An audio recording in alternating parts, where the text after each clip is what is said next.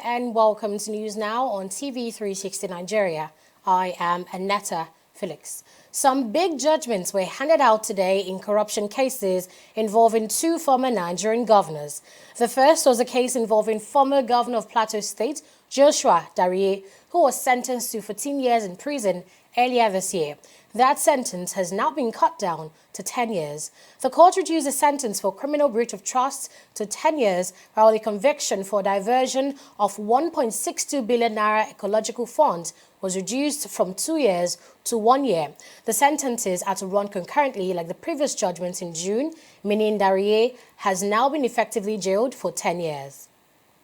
The court has decided the appeal was allowed in part, not totally in favor of the appellant and not totally in favor of the respondent.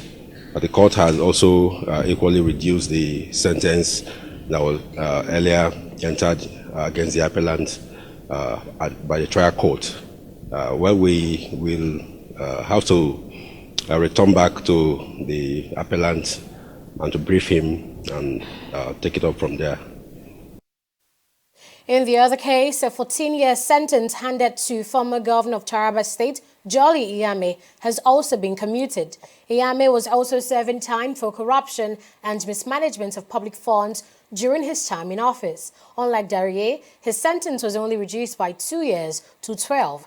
The Justice Abdul Aboki-led three-man panel of the Court of Appeal also imposed a fine of 495 million naira on the convict. The Federal High Court had failed to impose that sanction in the initial judgment in June. We are satisfied with the judgment because it's a very sound judgment. It's throwing more light on the fight against corruption.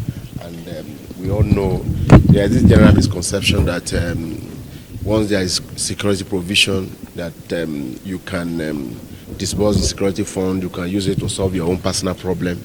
That general misconception has been addressed in this court because it means now that security funds are accountable and you must give account for it. You can't carry the security fund and put it in your own personal account. So that is what this judgment does. Is a landmark decision that affects the fight against corruption positively, and we are happy with that. On security vote, there was no argument advanced before this as to whether it is constitutional or constitutional to look into it. No argument whatsoever was advanced. So, and coming the way it has come today, I need to see the full judgment to read it carefully. Whether it will form part of the ratio of the case, I cannot say right now. Because, and you will observe that it's after the entire judgment, the reasonings have been read. That is, the reasons and what have you, that under general comments, so to speak, that the issue of and his lordship also even almost suggested that there should be capital punishment. All these will not be part of the ratio of the case. So let us have the judgments, let us analyze it, and then we'll be able to know what are the ratios and what are the side comments. I want to take it like the issue of security votes is side comment and not the ratio of that case, because the legality or otherwise of security vote was not an issue in this case. We will consult with the client, and whatever his instructions are will be carried out. The United Nations has launched the first-of-its-kind collaborative platform with the Nigerian private sector to tackle the humanitarian crisis in the country's northeast. The plan, which is called Nigeria Humanitarian Fund Private Sector Initiative, NHFPSI, is to primarily encourage private sector business and to contribute to efforts to save lives in the insurgency-ravaged northeast. Onye Adekunle was at launch and now reports. Leading lights in the Nigerian private sector, captains of industries and top government officials gather here to witness the launch of an initiative to combat one of the country's most severe crises. A UN report shows that since the start of the Boko Haram crisis in 2009, more than 27,000 people have been killed and about 7.7 million people are in dire need of humanitarian assistance in the northeast, particularly in Borno, Adamawa and Yobe states. In my own local government, we used to have more than 15 post-primary schools None of them is now existing or has been operating since 2014 when Boko Haram took over Goza and converted it into their caliphate. Boko Haram inflicted $9.2 million destruction in Borno State. That translates to over 2.75 trillion naira. The budget of Borno State is less than 200 billion. Even if we are going to spend all that to rebuild the destruction, it will take us 20 years. Private sector companies and investors have a pivotal role to play in responding to the humanitarian crisis. And many, most of whom are present here today, are already actively helping and supporting their fellow Nigerians. While Nigeria is hit by one of the world's worst humanitarian crises, the misnomer is that it is Africa's biggest economy and home to one of Africa's most vibrant private sector. The initiative that the UN and the Nigerian business leaders will launch today is a new way for commercial entities and entrepreneurs to become directly involved in humanitarian response to the crisis. This is the period, this is the time. Borno State is a center of commerce. We share borders with 3 countries. We export goods and we contribute to the internal generated revenue of Nigeria. But all this is now a history. We are counting on you. You have benefited from the community. You have large customers from us. So this is a great opportunity for us to see that you give back to the society what you have benefited from us.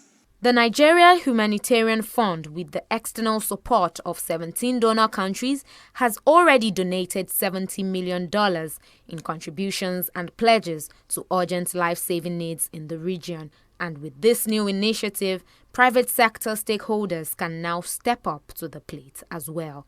As EcoBank, we will provide the digital platform that enables all interested Africans, interested Nigerians, to be able to contribute and support in gathering funds to support our brothers and sisters in the Northeast or indeed in any other part of Nigeria where help is needed. When we generate a QR code for, let's say, a pharmacy somewhere in Maiduguri, and the whole idea is to provide medication to people in the IDP camp, you staying here can decide to pay for medication for anybody out there by your own contribution, because you will have the QR code image on your phone, whereas the payment will be happening into the merchant account of the pharmacy in Maiduguri. It is a bit of an indictment to me that it would have to take the United Nations coming to us to help us organize this effort. But now that they are here, we must support them. We must support them. And if, for me and for us as a firm, providing free legal services is just a starting point, we must also contribute. The Deputy Secretary General of the United Nations sends a message of appreciation to the donors for their contributions. We at the United Nations are honored to partner with you in saving lives and in extending solutions and support to millions that are in need, and to build on the progress made by the government of Nigeria, by the international community, and by the Nigerian people themselves. Certificates were presented to the steering group pioneers, which include Adewale Tinubu of Owando PLC, Falake Animumuni for First Bank of Nigeria, Samaila Zubairu of Africa Finance Corporation, and a host of others. Other well-meaning Nigerians, entrepreneurs and business owners have also been urged to participate in the initiative in order to provide sustainable solution to the crisis in northeast Nigeria. Unyi Adekunle, TV360, Nigeria. Before the United Nations launch, President Muhammadu Buhari delivered an address at the presidential villa in Abuja, where he called on all Nigerians to work for peace and unity. The president says Nigerians must ensure the country is not divided before and after the 2019 general elections. He also says his government will do its part to ensure the country emerges stronger from its current security challenges. There is no doubt that we still have pockets of issues that question our unity, but we are convinced that with the determination of all Nigerians, we shall remain strong and united. The Buhari Unity Band is a visual and token symbol of our resolve to live in unity as one and to preach the message of unity wherever we live. Those who subscribe to the Unity wristband will be known as Nigerian Unity Ambassadors.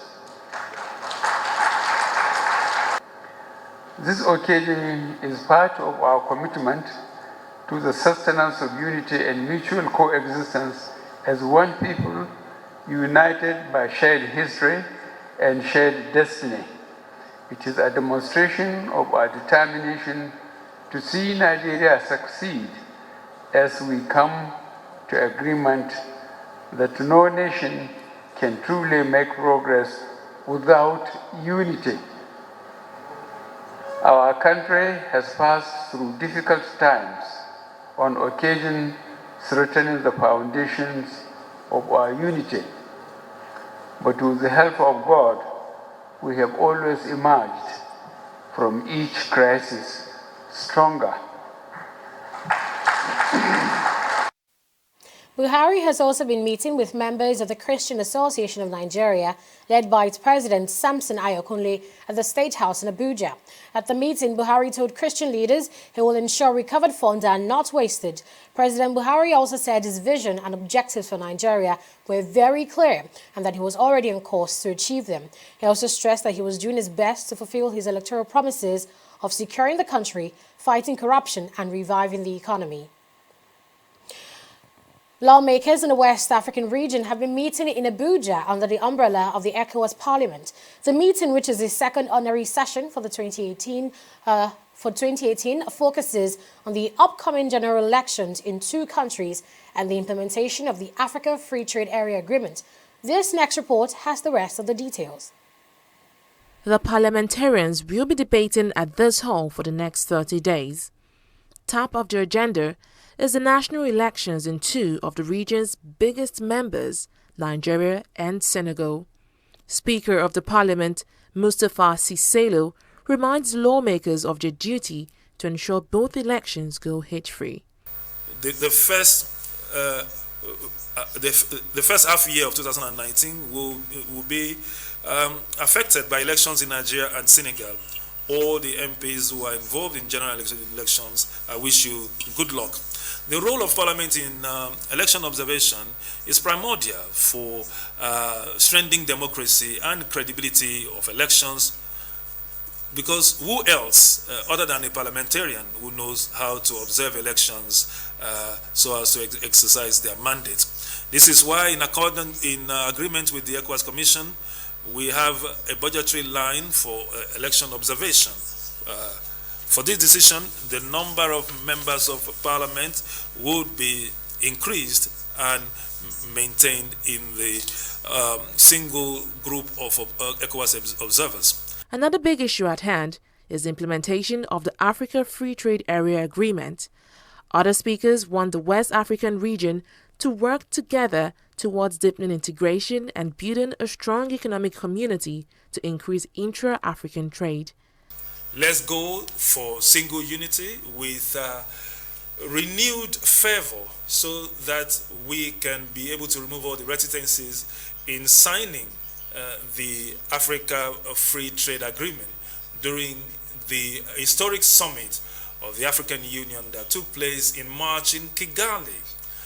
This is really an economic revolution which started at the level of our continent. Indeed, the African free trade area is bringing together about 1 billion people with a GDP estimated at about $2.5 trillion. This will make us the largest free zone in the world. Well, I am not exaggerating when I talk about a revolution. So let us work so that our inter-African trade, which is 16% today, will move to 60% by 2022. Well, I think it will take us to the level where we can be comparative, to other regions in the world, like Europe. and make us compete, very well as, a bloc, a united bloc. As one of the speakers said, I think it was the Speaker of the Parliament, we are more than 1 billion people. The GDP is 2 trillion. I mean, those are formidable comparative advantages, for West Africa as a bloc. The right of women is paramount because we are vulnerable and we must be seen together, working side by side so that we can make things work. Behind any successful government, there are women. And where are the women? We are the women out there. The Parliament this season is expected to consider and adopt the draft agenda and draft work program of the November 2018 ordinary session of the Parliament and the establishment of another committee to consider the draft 2018 budget of the community and adoption of activities. And in Lagos, Nigerian youths have been taxed on political leadership. Speakers at the 11th annual seminar of the Herbert H. Humphrey Fellowship Alumni Association advised youths to take responsibility for the creation of a more developed nation. Our correspondent, Onyi Adekunle, reports. Youths in Nigeria make up about 63% of the eligible voting population. It is against this backdrop that the organizers of the Herbert H. Humphrey Fellowship Alumni Association have organized this seminar themed The Youth and Transformational Leadership in Nigeria. The keynote address is delivered by United States Ambassador to Nigeria, Stuart Symington, who believes Nigeria's youthful population is one of its greatest assets. The youth of Nigeria is a powerful force for good, not just in your country and this region, but in the whole world. So the challenge now is how can those youth and how can all the people of your country take that resource and with it make Nigeria and the world better than it would be? And for me, the core thought is that requires thinking of country. It's got to be as important to you that the children, the girls and boys of places like Dora and Maiduguri and Birnin Kebi have as many opportunities in the future as the children of Badagry and Lagos and Calabar and Lokoja and Mina and Jalingo, every place in between. So that's the challenge, and you are the resource that is up to the challenge. In May this year, a bill seeking to reduce the age limit of public office holders was signed by President Muhammadu Buhari. But some speakers say despite the passage of the bill, there are still major hurdles to cross in the quest for youth inclusion in politics. Today, you've got a new crop of young people who are getting interested in public office. And they want to run for office because the Constitution has reduced the age for running for office. But then the fundamental question is it really about running for office or the value that you bring to the table? And my point is, even though it's about the value, what we have done is we've reduced the age for people who have value to come to the political process. But reducing the age is not enough. The youths are still deluding themselves by being on what I call, being digital social media citizens, rather than being active citizens. To be active citizens means whether you are called to it or not, you must be there in the political space. You must be there. You must be, even if it's of some value, they must be compelled to set up youth wings that are really influencing the internal dynamics and the policy of the political party. You must be, if you are constituting 70%, the youth must be able to communicate as a group and a network across the ethnic group, across the divide, to say we have a challenge, we have a problem. It's not going to be solved by current policies, current strategy. We need a paradigm shift, and until it happens, and for everyone that must collect our vote, we want to know what your youth program is. Young Nigerians are also advised to vote wisely in the upcoming elections. They are also tasked on ways to effectively confront and find solutions to challenges outside the political sphere. Onyi Adekunle, TV360, Nigeria. The Environmental Health Officers Registration Council of Nigeria has commenced a sensitization campaign on the danger of open defecation and the need to provide safe toilets. This is part of activities lined up to mark 2018 World Toilet Day, as declared by the United Nations General Assembly, with the theme, When Nature Calls. Speaking during the exercise, the Registrar, Environmental Health Officers Registration Council of Nigeria, emphasized on the effects of open defecation, which results to the outbreak of diseases.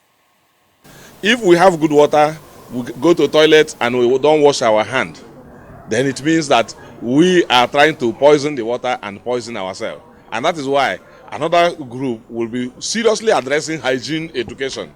And you see both Ministries of Health, Ministries of Environment, and Ministry of Water Resources, and indeed others, public utilities, works, joining hands, because sanitation is not a one-man business. Well, you know, as a teacher, when you're trying to teach, we are trying to sensitize people now. Coming out with sanction may put people off. So gradually, we introduce the sanction. But now, we want to at least enlighten people, sensitize them that there's need to keep our toilets very clean. If you want to go anywhere now, any place now, always smell. Piss and shit, everybody, anywhere. We one pass, now only shit. So we don't get anything we go do. Now government go help us to do that one. This thing where they happen, it our husband, we go try to get anyhow we go do. We tell our children, say, this thing we wanna do no good. Make una change. There's more after this break. Do stay with us. In the last 3 years, we have built a multi-purpose center, which is the envy of all in our constituency. And I can tell you that the people who are living there are already enjoying it. Guy, do you think what this man just said is true? See, I seriously doubt. I'm sure it's one of those their silly lies. And wait, do you know there's a way to find out if these things he's saying is true or not?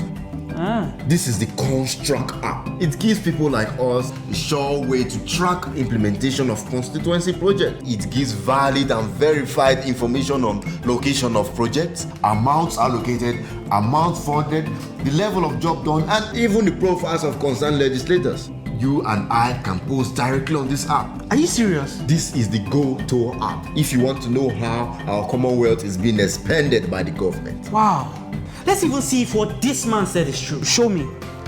The Construct app is developed by Other People Nigeria with support from USAID and is available on both Google Play Store and Apple Store.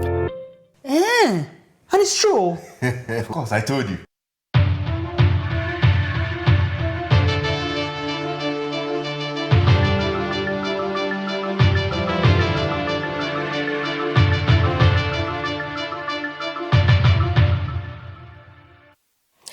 You're welcome back, and for business news, we have Fidelia Aguncha. Hello, Fidelia. Hi, Aneta. So a few months back, news broke that Nigeria had signed a multi-billion-dollar agreement with the American company General Electric, and that was to rehabilitate the railroads in the country.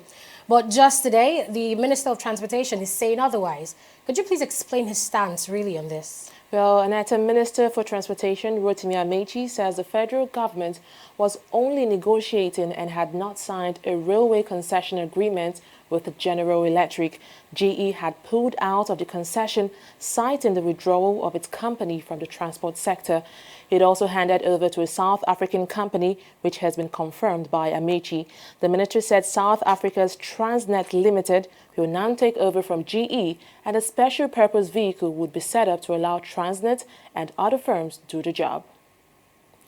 President Muhammadu Buhari has given consent for the renewal of 3 oil mining licenses belonging to oil and gas firm Seplat Petroleum Development Company PLC. A disclosure sent to the Nigerian Stock Exchange shows the president gave the consent for the renewal of the 3 licenses OMLS 4, 38 and 41 to a new expiry date of October 21, 2038. Buhari, who is also Nigeria's petroleum minister, granted the approval for the company after the company paid a renewal bonus of $25.9 million. Seplat Petroleum Development Company is a Nigerian indigenous oil and gas company listed on both the Nigerian Stock Exchange and London Stock Exchange. The disclosure signed by Roger Brown, Seplat's chief financial Financial Officer shows the company holds a 45% working interest in OMLS 4, 38 and 41. Meanwhile, global oil prices rose on Friday amid expectations of supply cut from OPEC, although record U.S. production dragged.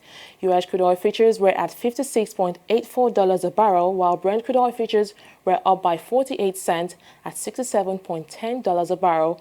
Prices were mainly supported by expectations that OPEC would start withholding supply soon, fearing a renewed rout such as in 2014 when prices crashed under the weight of oversupply. Now, OPEC's de facto leader, Saudi Arabia, wants the cartel and its ally to cut output by about 1.4 million barrels per day. That is around 1.5% of global supply. Well, let's now see how the stock market performed today. Stay with us.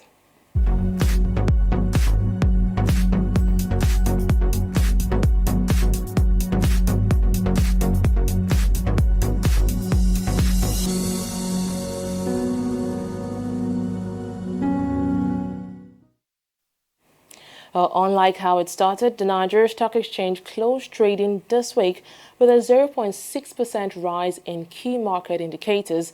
Closing in the greens twice, the market saw a rise of 0.64%, while 3 days in the red saw it drop by 1.08%. Now, this drop has pushed the market capitalization down by over 31 billion naira, compared to its weak start of 11.734 trillion naira, while the all-share index saw a drop of 85 basis points to close at 32,058.28 basis points. Now, leading the pack of 19 gainers is Guarantee Trust Bank, overturning yesterday's 2.4 naira drop to close at 36.9 naira. Now, that's a gain of 2.9 naira. It is followed closely by Zenith, which was the fourth biggest loser yesterday. Well, bottom on this chart right here is Dangote Sugar, which was 2017 best performing stock on the NSE. However, growing sugar smuggling activities in the country has plunged the share price of this equity from the consumer goods sector. Though once trading at 23.95 naira, a share of Dangote Sugar today stand at 12.85 naira, appreciating from yesterday's close of 12.50 naira. Meanwhile, a change in investor sentiment saw Nestle drop by 20 naira actually, and the equity which topped the gainers chart yesterday is followed closely by Dangote Cement, which declined by 0.73%. It was also a bad day for Total and Eterna right here. Well, moving on to the top traders chart, it definitely was an incredible day for GT Bank, as it is the most traded equity with over 47 million shares exchanged and over 1 billion naira in the value of shares traded. Now, that's massive. Well, also closing in the greens, just like the NSE at the global level, is the Dow Jones, appreciating by 0.5%. Now, this is despite the continued drop in tech stocks, and the Dow has still managed to close with a rise today, different from yesterday's fall. But FTSE and Nikkei were not able to overturn yesterday's loss, as they dropped once again today. And Nikkei is by 0.57% and FTSE is by 0.34%. So it seems that investor sentiments remained unchanged in London following Brexit negotiations. Well, that's all on the stock market, and it's back to Annetta Felix. Thank you so much, Fidelia. Sad to see that FTSE and the Dow Jones and the Nikkei, I beg your pardon, are actually closing lower, especially for FTSE, you know, considering the whole issue with Brexit. That's true. Anyway, stay with us. More stories still to come. Corruption not in my country. How work? Oh, correct, Oga. What is it that you are doing? Oga, they command the part now. Make we go sell for. Oga, na correct kuza be this so. Oga Titus and him boys them. They do am. They will command the original parts, sell them, make plenty kuza. No wonder our customers bring the generator back to our workshop because they bad. And not because of stuff. Now because they overuse the generator. Plus say NEPA no they give them electricity. Before I open my eye, Makachuku look at my talk in the heaven. Replace this original generator parts back inside this generator of my customer. In short, before una do am, frog jump. One. Frog jump. 1, 2, 1. Stealing of generator parts or changing of original parts to a fake one. That is the corruption. Not in my country. corruption not in my country. Stop corruption now. Now, more than 40 people are believed to have been killed in southern Zimbabwe after a bus that were traveling in burst into flames. 20 others are also injured in the disaster. The bus was traveling from Bulawayo City to the border town of Bridge when it caught fire around midnight after a suspected gas tank leak. It is the second deadly bus accident in the country within just a week. Last week, 50 people were killed when 2 buses collided. Now, the number of missing people in Northern California's devastating wildfire has leapt to more than 600. 7 more bodies have also been found, taking the death toll to 63. President Donald Trump will travel to California on Saturday to survey the damage and meet those affected.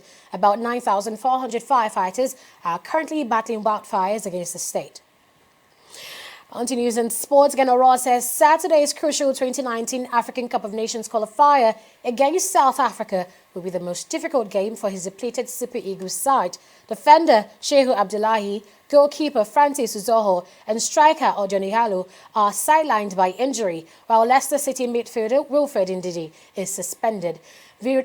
Villarreal youngster Samuel Chukwueze and Olamilekan Adeleye, who featured in the domestic league, are in line for official debut.